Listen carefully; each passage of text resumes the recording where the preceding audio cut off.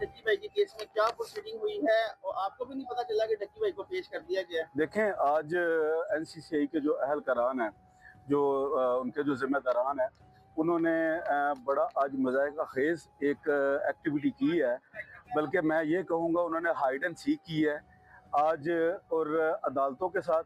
और जो 7 का कॉन्स्टिट्यूशनल राइट है,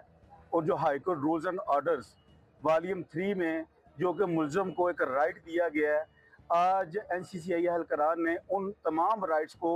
इंटेंशनली वायलेट किया है। मुझे ये बात समझ नहीं आ रही कि आज उन्होंने तकरीबन 9:30 पौने 10 बजे, जबकि कोर्ट्स में बेल की प्रोसीडिंग चल रही होती हैं, वो आए हैं और उसको मुकम्मल मास्किंग करके उसको पेश करवाया है। और इससे पहले कि 7 को उसकी लीगल टीम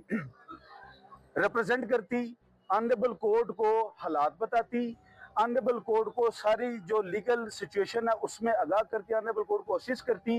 एनसीसी अहलकारान ने इंटेंशनली इस चीज़ से बचते हुए, उन्हें समझ थी कि ऑलरेडी 11 दिन का फिजिकल रिमांड हो चुका है, फिर 11 दिन के फिजिकल रिमांड में जो रेलिवेंट डिवाइसेस है, मैं लास्ट टाइम भी ये मैंने अर्ज की थी और मैं दोबारा ये गुजारिश करूंगा कि उसके ऊपर 7 के ऊपर इल्ज़ाम है कि उसने अपने